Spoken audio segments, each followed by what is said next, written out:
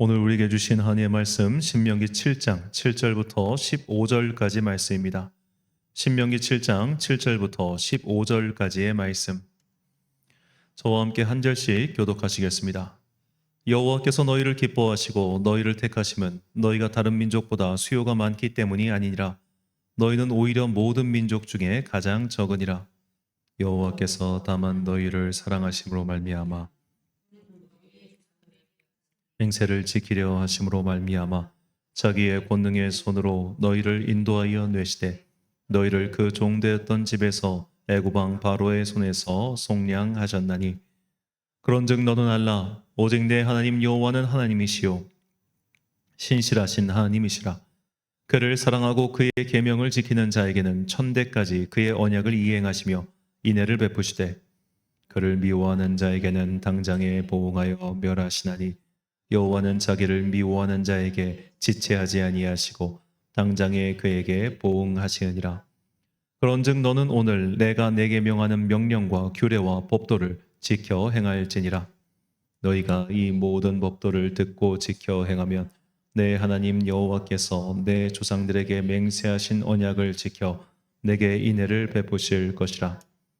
곧 너를 사랑하시고 복을 주사 너를 번성하게 하시되 내게 주리라고 내 조상들에게 맹세하신 땅에서 내 소생에게 은혜를 베푸시며 내 토지 소산과 곡식과 포도주와 기름을 풍성하게 하시고 내 소와 양을 번식하게 하시리니 내가 복을 받음이 만민보다 훨씬 더하여 너희 중에 남녀와 너희의 짐승의 암수에 생육하지 못함이 없을 것이며. 함께 읽습니다. 여호와께서 또 모든 질병을 내게서 멀리하사 너희가 하는 애굽의 악질에 걸리지 않게 하시고 너를 미워하는 모든 자에게 걸리게 하실 것이라. 아멘. 출발점이 다른 하나님 사랑이란 제목으로 하나님의 말씀 선포하겠습니다. 얼마 전에 제가 한 아동교육 전문가의 강연 영상을 봤습니다. 그 강연 영상은 한 어머니의 질문으로 시작되었습니다. 어머니께서 질문하셨습니다. 아들이 게임을 너무 많이 해요. 어떻게 하면 아들이 게임을 못하게 할 수 있을까요? 이걸 좀 통제할 수 있을까요? 물어보자 그 강연 전문가가 어머니의 말씀하는 방법부터 바꾸셔야 됩니다. 라고 그렇게 이야기했습니다. 지금 이제 많은 어머니들이 이런 식으로 얘기한다는 거예요. 아들이 그렇게 게임을 많이 하면 엄마는 속상해, 똑당해 이런 식으로 얘기한다는 거예요. 자, 이런 화법이 보통 이제 나 전달법이라고 하죠. 네가 약속 시간 늦을 때마다 나는 초조하고 답답하다. 그러니까 상대가 문제가 되는 행동을 일으켰을 때 그 행동에 따른 나의 감정, 나의 느낌을 솔직하게 전달하는 것을 이제 나 전달법이라고 하고 이런 식으로 이제 아이들을 훈육하라고 이제 많이 우리가 들었을 겁니다. 그런데 이런 훈육 방법은 적어도 남자 아이들에게는 별 효과가 없을 뿐더러 오히려 역효과가 난다는 게 그 전문가의 말이에요. 자, 이렇게 아들이 게임을 많이 하면 엄마가 속상해라고 했을 때 이 게임을 멈추는 아들의 마음은 어떤 마음이냐? 아, 짜증나. 왜 이거 하지 말라는 거야? 그러면서 엄마의 그 슬픔에 공감하는 게 아니라 내가 엄마를 위해서 내가 좋아하는 걸 못하니까 짜증나는 걸 숨긴다는 거예요. 바꿔 말하면 이제 내가 엄마 때문에 참는다. 내가 엄마를 위하여 참는다는 게 그 안에 켜켜이 쌓여간다는 겁니다. 그러다 나중에 빵 터진다는 거죠. 내가 엄마를 위해서 이렇게 오랫동안 참아왔는데 왜 엄마 나한테 이래? 이런 식으로 빵 터지기 때문에 오히려 아이들을 훈육할 때, 특히 남자아이들을 훈육할 땐 이렇게 나 전달법은 오히려 역효과를 불러일으킨다고 그렇게 이야기합니다.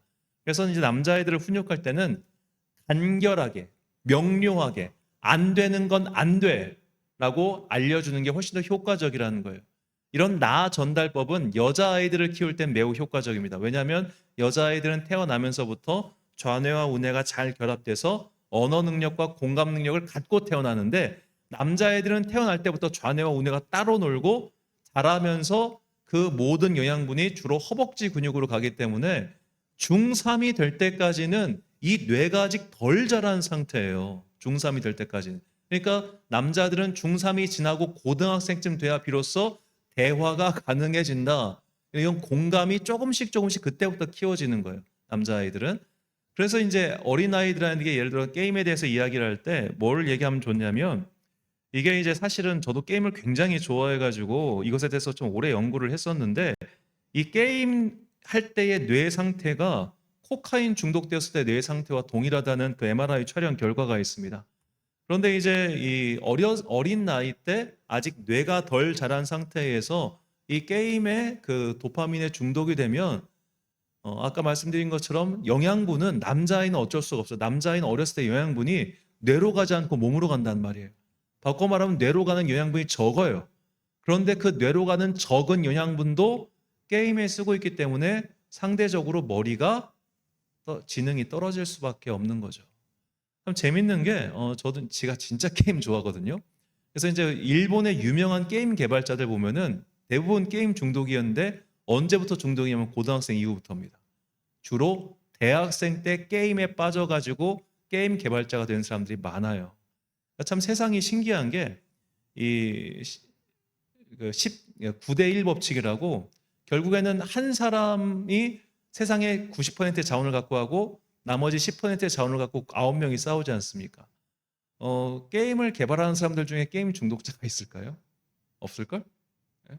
그 사람들은 남 중독시켜놓고 자기는 돈 버는 사실 어떻게 보면 마약상의 수법과 동일한 건데 즐기는 건 좋죠. 필요하고 한데 이것을 스스로 통제할 수 있는 능력을 갖추기 전까지는 제어하는 것.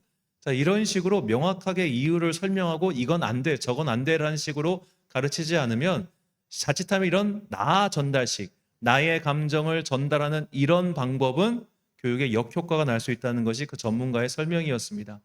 자, 이 전문가의 설명을 들으면서 어째서 우리가 요즘 시대에 더욱더 이런 나 전달법, 나의 감정을 상대방에게 전달해서 상대방의 행동을 변화시키려고 하는 이런 메시지 전달법이 유행하게 되었을까 생각을 해봤습니다. 왜 그렇게 되었는가? 요즘 이 시대야말로 사람들이 점점 더 자기 자신의 감정이 더 중요한 시대가 되었기 때문이라는 생각이 들었습니다. 내 감정이 중요해요. 지금 나 짜증나. 지금 나 피곤해. 지금 이 일을 나에게 시키는 것은 나에게 업무가 너무 과중하고 부당한 일이야. 이런 식으로 모든 일을 나 중심적으로 생각하는 것을 표출하기. 이것이 긍정화되는 세상에서 우리가 살고 있기 때문에 이런 나 전달법, 나의 감정 전달법이 각광을 받고 있는 것은 아닌가라는 생각이 들었습니다. 그리고 사실 이 모습은 인간의 사랑의 어떻게 보면 그 본 모습을 우리에게 보여주고 있어요. 모든 인간의 사랑이라고 하는 것은 사실 나로부터 출발한다는 겁니다. 내 감정, 내 상태, 더 나아가서 자기 만족 때문이라는 거죠. 자, 예를 들어 우리가 누군가를 사랑한다고 할 때 항상 사랑의 이유가 있습니다. 예쁘니까 사랑하고 잘생기니까 사랑하고 능력이 있으니까 사랑하고 착하니까 사랑합니다. 나에게 무언가 만족을 주기 때문에 내가 그 사람을 사랑하는 거죠. 바꿔 말해서 그 사람이 나에게 그 어떤 것도 주지 않는데 그 사람이 나에게 어떠한 이로움도 없는데 그를 사랑하는 사람은 없어요. 내 새끼가 이쁜 이유는 태어나서 5살 때까지 이쁜 짓을 했기 때문에 이쁜 거예요. 나에게 큰 기쁨을 줬으니까 그때 기쁨 가지고 나머지를 키우는 거겠죠? 자, 그런 식으로 나에게 어떤 만족이 주어졌을 때 사랑하는 것이 인간의 사랑의 모습이라는 겁니다.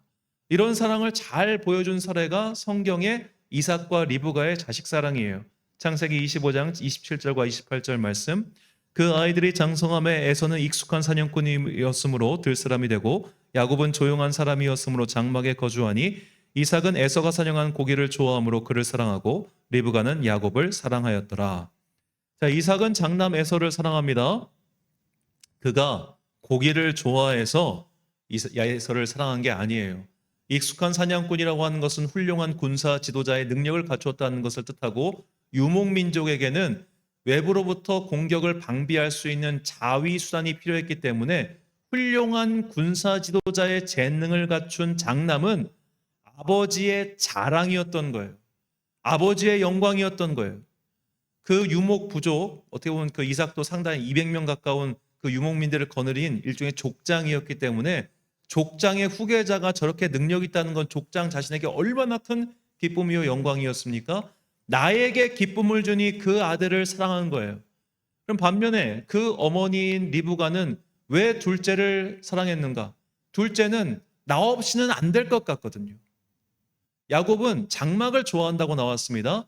자, 최근에 이 택배는 몽골이라는 그 예능을 하고 있는데, 이게 이제 그 용띠 클럽, 이제 그 김종국 씨를 비롯한 이분들이 몽골 가가지고 택배하는 게 나오는데, 제가 여기서 재밌게 봤던 것은 그 몽골 유목민족들의 삶을 보여주고 있기 때문에 재밌게 잠깐 봤습니다.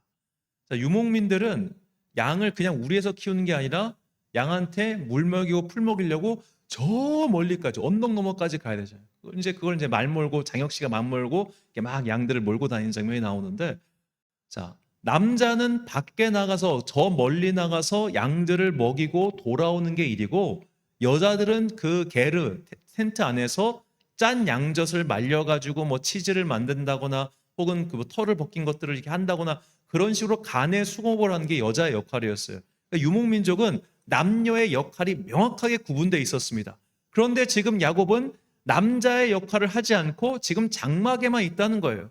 이것은 그 당시 유목민족의 기준으로 봤을 때 능력 미달, 함량 미달에 한심한 사람이었다는 뜻입니다. 그런데 이건 어디까지나 제가 볼 때 어릴 적 일이에요. 어릴 때 제가 추측하기로는 형의 위세에 눌려서 자신감 없는 그냥 둘째였던 거예요. 능력이 없어 보이는, 밖에 나가기 좀 소극적으로 보이는 그런 모습이었던 거예요. 원래 야곱이 이런 사람이냐, 그것이 아닙니다. 야곱은 아주 늦은 나이에 독립을 해서 바단 아람에 있는 외삼촌 라반의 집에서 20년 동안 일을 합니다. 그는 정말로 손에 아무것도 쥐지 않은 빈손으로 20년 동안 일을 했는데, 그가 돌아올 때 그가 거부가 되었잖아요. 능력이 있는 아들이었어요. 능력이 있는 사람이었어요. 그런데 엄마가 과보한 거예요. 왜냐하면 형한테 기죽을까 봐, 첫째한테 기죽을까 봐, 어유 우리 아들 이렇게 과보한 거예요. 그 결과 그 둘 형제 사이가 어떻게 됐습니까? 갈라지죠. 자, 성경에는 이 사랑하다라고 번역하는 히브리어가 아하브인데 구약 성경에 약 230번 나옵니다. 이 아하브의 용례를 제가 쭉 살펴보니까 재밌는 걸 발견했어요. 이 동사의 주어가 인간일 때, 인간이 누구를 사랑하다 했을 때 그 사랑의 결과가 좋게 맺어진 게 하나도 없어요. 진짜 하나도 없어. 야곱이 라헬을 사랑했습니다. 그의 부인이 4명인데 1명만 사랑했어요. 왜 사랑했냐? 예뻐서 사랑했어요. 야곱에게는 12명의 아들과 또 딸들도 있었습니다. 그런데 요셉만 사랑했습니다. 왜? 지엄마 닮아서 예뻐서. 야곱의 사랑은 이렇게 이기적인 자기 만족적 사랑이었고, 그래서 그의 아들들은 모두 사이가 안 좋았습니다. 자, 그리고 나서 또 사랑에 나오는데 바로 삼손의 사랑입니다. 삼손은 평생 2명의 여인을 사랑했습니다. 전부 블레셋 여인 드릴라와 이름 없는 딥나의 한 여인이었습니다. 삼손이 그녀들을 사랑한 결과 한쪽은 그 여자의 집안은 다 죽었고요. 드릴라를 사랑한 결과 본인도 파멸했습니다. 삼손의 사랑은 지극히 자기 위주의 사랑이었기 때문에 그 사랑을 남에게 줄 마음도 없었고 자기 충족적 사랑이었어요. 그 결과 그는 망했습니다. 자, 한나의 남편 엘가나가 한나를 사랑했다고 성경에 나옵니다. 그 엘가나가 한나를 사랑했는데 그 사랑은 어떤 사랑이었냐? 지극히 자기 만족적인 사랑이었어요. 그 사랑 때문에 또 다른 부인인 분인나와 한나는 정말로 치열하게 싸웠습니다. 대놓고 한나를 사랑하니까 그 사랑에 분인나가 투기해가지고 정말로 죽도록 서로를 괴롭혀요. 한나가 원하는 건 그런 사랑이 아니었어요. 그런데 엘가나는 그렇게 사랑을 퍼부어놓고 하는 얘기가, 여보 왜 울어? 내가 아들보다 낫잖아. 쥐가 뭘 하는지 몰라. 성경에 나오는 사랑의 모습이 대부분 이런 모습이에요. 상대가 원하는 방식대로 사랑하는 게 아니라 내 방식대로 사랑해요. 내 위주로 사랑해요. 이 사랑의 모습을 통해 우리는 무엇을 배울 수 있느냐? 이게 인간의 사랑의 본질이라는 거예요. 인간의 사랑의 본질. 인간 사랑의 본질은 기본적으로 자기 만족이에요. 내 눈에 예쁘니까 사랑하는 거예요. 내 마음에 드니까 사랑하는 거예요. 나에게 원하는 걸 해주니까 사랑하는 거예요. 우리는 정작 누군가를 사랑한다는 그 감정이 사전적 정의에 따르면 그 사람을 위해서 무언가를 하는 게 사랑이잖아요. 그런데 우리 사랑은 그렇지 않더라는 거예요. 이게 진짜인지 가짜인지는 저도 모르겠는데 아마도 가짜 같아 보여요. 한 노부부가 이제 황혼 이혼을 하게 됐습니다. 70이 넘으셔서 이혼을 하게 됐는데 이제 이혼 법정을 나서면서 마지막으로 식사를 같이 하게 됐어요. 삼계탕 집에 가서 이제 삼계탕을 먹는데 이 할아버지가 이제 부인에게 닭날개를 이렇게 주신 거예요. 그러니까 부인이 성질을 빡 내면서 당신은 내가 수십 년 동안 얘기했다고. 나 닭날개 싫어한다고. 근데 그거 하나를 고치지 않는다고. 내가 그래서 당신이랑 헤어지는 거라고. 하고 이제 그냥 밥도 안 먹고 헤어졌어요. 그리고 몇 년 후에 이제 할아버지가 먼저 돌아가셨어요. 그 유언과 같은 편지가 남아 있었는데 거기엔 이렇게 적혀 있대요. 나는 내가 닭날개를 좋아해서 내가 좋아하는 걸 당신한테 주고 싶었던 거야. 내가 몰라서 미안해 하고 죽었대요. 뭐 전설 같은 이야기예요. 진짜인지 아닌지 모르겠어요. 자, 그런데 이게 인간 사랑의 모습이라는 거죠. 응? 내가 좋아하니까 너도 좋아하겠지 라는 식으로 밀어붙이는 폭력적 방식의 사랑. 대부분의 오늘날 데이트 폭력부터 시작해서 이 세상에 일어나는 많은 문제들은 내가 좋아하는 방식대로 상대를 사랑하기 때문에 일어나는 거예요.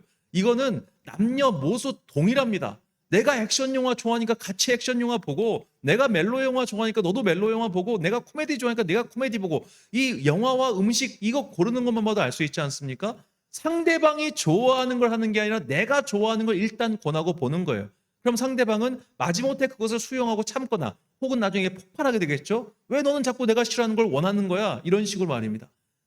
모든 인간 사랑의 출발점은 이렇게 자기 자신에게서 출발하기 때문에 서로 오해를 불러일으키고 싸움을 불러일으키고 오히려 사랑하기 때문에 더 많이 싸우는 그런 아이러니가 인생에서 일어나는 것이죠.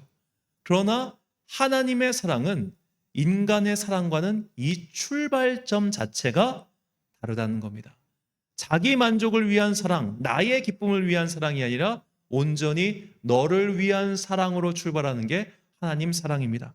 오늘 본문은 우리에게 그것을 소개하고 있어요. 본문 7절과 8절 말씀. 여호와께서 너희를 기뻐하시고 너희를 택하심은 너희가 다른 민족보다 수요가 많기 때문이 아니라 너희는 오히려 다 모든 민족 중에서 가장 적으니라. 여호와께서 다만 너희를 사랑하심으로 말미암아 또는 너희의 조상들에게 하신 맹세를 지키려 하심으로 말미암아 자기의 권능의 손으로 너희를 인도하여 내시되 너희를 그 종되었던 집에서 애굽왕 바로의 손에서 속량하셨나니. 자, 하나님께서 그들을 택하신 이유는 그들을 사랑하셨기 때문이라고 성경은 분명히 이야기합니다. 그런데 이 사랑의 이유가 나오지 않습니다. 이유가 나오지 않아요. 그저 아브라함의 후손이기 때문에가 이게 첫 번째로 추측할 수 있는 이유, 두 번째로 추측할 수 있는 이유는 그들이 가장 작고 미약한 소위 불쌍한 사람들이었기 때문입니다. 하나님의 사랑은 너희가 나에게 무언가를 줄 수 있기 때문에, 너희가 어떤 나에게 기쁨을 주었기 때문에 사랑하는 그런 조건적 사랑이 아니에요. 먼저 사랑하시는 거예요. 먼저 은혜를 베푸시는 거예요. 그리고 그 다음에 내가 너희를 사랑하였으니 너희도 나의 계명을 지켜라라고 요구하십니다. 그런데 이 계명을 지키는 요구 자체도 하나님 당신을 위해서가 아니라 우리 자신을 위해서라는 거예요. 마치 우리의 말 잘 듣는다, 우리의 예쁘다, 이렇게 어떤 기능적으로 무언가를 잘 수행하는 모습을 보며 내가 기쁨을 얻기 위해서 우리에게 그런 걸 요구하시는 게 아니라 우리의 행복을 위해서 너희가 이것을 지켜라 라고 명령하신다는 겁니다. 신명기 10장 12절과 13절 말씀. 이스라엘아, 내 하나님 여호와께서 내게 요구하신 것이 무엇이냐? 곧 내 하나님 여호와를 경외하여 그의 모든 도를 행하고 그를 사랑하며 마음을 다하고 뜻을 다하여 내 하나님 여호와를 섬기고 내가 오늘 내 행복을 위하여 내게 명하는 여호와의 명령과 규례를 지킬 것이 아니냐. 자, 우리가 하나님의 명령을 수행해야 되는 이유, 하나님의 계명을 지켜야 되는 이유는 단순히 천국 가기 위해서가 아니라 이것이 궁극적으로 우리의 행복을 지키는 길이기 때문입니다. 그러니까 하나님은 우리가 그런 거 잘하는 예쁜 모습 보고 싶어가지고 잘한다, 너무 예쁘다 이런 모습 보고 싶어서 이걸 요구하신 게 아니라 너희가 나중에 행복하기 위해서, 너희가 나중에 정말 잘 살기 위해서 이걸 요구하신다는 거예요. 많은 부모들이 자녀에게 그걸 바라지 않겠습니까? 너 나중에 행복하게 잘 살려면 어쩔 수 없어. 지금 이거 해야 돼. 너 나중에 건강하게 잘 살려면 어쩔 수 없어. 지금 이거 고쳐야 돼. 이렇게 말하는 것처럼 궁극적으로 너희의 모습 보고 내가 기쁨을 얻기 위해서가 아니라 정말로 온전히 너를 위해서 이 계명을 주셨다는 거예요. 자, 이 명제를 기억한 다음에 우리가 성경을 읽으면 한 가지 의문이 듭니다. 그러면 왜 이렇게 명령을 지켜야 하자면 너 혼난다, 혼난다, 혼난다 이런 말이 왜 이렇게 많냐 이거예요. 대표적으로 창세기 28장을 보면 너희가 내 계명을 지키면 이런 축복이 임할 거야라는 분량은 1절부터 14절까지인데 너희가 내 명령을 지키지 않으면 이렇게 벌을 받을 거야가 15절부터 58절까지 나옵니다. 4배 분량이나 돼요. 너 말 안 들으면 혼난다, 너 때린다. 약간 이런 이미지가 성경에서 굉장히 강하게 나타나요. 왜 그러냐 제가 생각해 보니까 아까 말한 아이들 교육법과 똑같아요. 애들은 복잡하게 설명하면 못 알아들어요. 애들은 그냥 단순하게 해, 하지 마 라고 하는 게 훨씬 더 효과적이듯이 구약의 율법 또한 너 이거 해, 너 이거 하지 마 이런 식으로 단순하게 명령하신 거예요. 그래서 사도 바울이 이 구약의 율법을 가리켜 몽학선생, 초등선생이다. 아이들을 가르치기 위한 율법이다라고 설명한 겁니다. 사실 본질적인 것은 하나님께서 우리를 사랑하시고 우리가 잘 되기를 바라시고 더 나아가 우리의 궁극적 행복인 영원한 나라 천국에서 진짜 구원을 받아 행복하게 살기를 바라시기 때문에 너희에게 이 사랑을 요구하시는 거야. 그래서 이런 복잡한 설명은 성숙한 사람이나 알아들을 수 있잖아요. 성숙하지 못한 사람들에게는 그냥 단순하게 해, 하지 마라고 하는 게 효과적이듯 구약의 율법은 그래서 그렇게 단순하게 명령법으로 구성되어 있는 거예요. 하지만 신약 성경으로 넘어가서 우리가 좀 더 성숙한 성도가 됐을 때는 본격적으로 사랑의 이야기가 시작되는 겁니다. 하나님이 세상을 이처럼 사랑하사 독생자를 주셨으니 이는 저를 믿는 자마다 멸망치 않고 구원을 받게 하려 하심이라. 우리를 멸망하지 않기 위해서, 우리를 구원시키기 위해서, 우리에게 영원한 행복을 주시기 위해서 하나님이 우리를 사랑하신다. 이것이 성경의 알파와 오메가예요. 인간의 사랑과 전혀 다른 하나님의 사랑의 출발점이에요. 하나님의 사랑의 출발점과 종착역은 항상 바로 우리 자신이라는 것을 잊지 마십시오. 그래서 이 하나님의 사랑의 본질을 깨닫고 있었던 여호수아는 정말로 그는 이집트의 노예 생활도 해봤고 광야 생활도 해봤고 이제는 땅을 정복해서 평안하기까지 정말로 온 세월을 다 지켜본 사람입니다. 그 긴 세월을 살아오면서 하나님께서 우리에게 율법을 요구하시고 이런 말씀하신 것은 우리를 사랑하시기 때문이구나. 하나님께서 이집트에서 건져주시고 광야에서 지켜주시고 그리고 이 약속의 땅으로 인도하신 모든 것들은 하나님 본인께서 야 내가 이런 놀라운 일을 행했다 응? 자랑스럽지? 이렇게 잘난 척하기 위해서가 아니라 바로 우리를 위하여 이 모든 것들을 행하셨구나. 그러니 우리 또한 그 사랑에 응답하여 나도 하나님을 사랑하는 삶을 살자. 이렇게 말하며 그 후손들에게 다음과 같이 당부했습니다. 여호수아 23장 3절과 11절 말씀 우리 함께 읽겠습니다. 시작. 너희의 하나님 여호와께서 너희를 위하여 이 모든 나라에 행하신 일을 너희가 다 보았거니와 너희의 하나님 여호와 그는 너희를 위하여 싸우신 이시니라. 그러므로 스스로 조심하여 너희의 하나님 여호와를 사랑하라. 아멘. 사랑하는 천안광성교회 성도 여러분, 그리고 이 예배를 함께 드리고 계신 귀한 주님의 자녀 여러분, 인간의 사랑의 출발점은 아무리 포장을 좋게 해도 결국 자기 만족을 불과합니다. 우리의 사랑은 지극히 주관적이고 또한 이기적입니다. 내가 볼 때 예쁘니까 사랑하고 내가 생각하기 만족스러우니까 감사합니다. 하지만 하나님의 사랑은 그렇지 않습니다. 그분의 사랑의 출발점과 그분의 사랑의 종착점은 바로 우리만을 향해 온전히 향해 있습니다. 우리를 구하시기 위해 사랑하셨고 우리를 구하시기 위해 사랑의 종착점인 천국을 예비해 두셨습니다. 꼭 기억하십시오. 예수님의 비유에서 1달란트 받은 사람이 벌을 받은 이유는 그가 아무런 성과를 남기지 않았기 때문이 아니라 그의 주인을 도둑으로 오해했기 때문입니다. 우리는 하나님의 사랑이 마치 우리처럼 자기 만족을 위한 사랑이라고 착각해서는 안 됩니다. 하나님께서 율법을 지키라고 하신 이유가 그리고 지키지 않으면 벌을 받을 거라고 말씀하신 이유가 결국엔 모두 우리를 사랑하시기 때문에 우리의 수준에 맞는 단계적 교육을 해갔다는 것도 잊지 마십시오. 우리의 머릿속에 있는 벌을 내리시는 하나님, 분노하시는 하나님, 진노하시는 하나님, 그보다 앞서 우리를 위해서 모든 것을 내어주신 그 사랑의 하나님을 기억하고 항상 성령님의 은혜를 통하여 그 사랑을 깨달아 더 나은 성장하는 그리스도의 자녀가 되시길 주님의 이름으로 축원합니다. 기도하겠습니다. 사랑과 은혜가 풍성하신 아버지 하나님, 주님의 사랑의 본질을 깨닫게 해주시니 감사합니다. 그 사랑은 인간의 사랑과는 전혀 다른 방향성을 가지고 있습니다. 인간의 사랑은 자기 만족에서 출발해서 자기 만족으로 귀결되지만 하나님 사랑은 우리의 행복을 향해 출발하며 우리의 행복으로 완성된다는 것을 깨닫게 해주시니 감사합니다. 이 온전한 사랑에 감사하며 우리 또한 주님께 사랑의 응답을 드릴 수 있도록 인도하여 주옵소서. 그것은 나의 힘과 능으로 되는 것이 아니라 오직 성령의 은혜 가운데 깨달음을 얻은 자만이 가능한 것이오니 이제 이후로 날마다 성령 충만의 은혜를 간구하는 우리에게 지혜의 말씀을 주셔서 주님의 사랑을 깨달아 알게 하옵소서. 날마다 주님과 더불어 살아가며 그 사랑의 은혜를 갚기를 간절히 소망하오며 이 모든 말씀 우리를 죽기까지 사랑하신 예수 그리스도의 이름으로 기도드립니다. 아멘.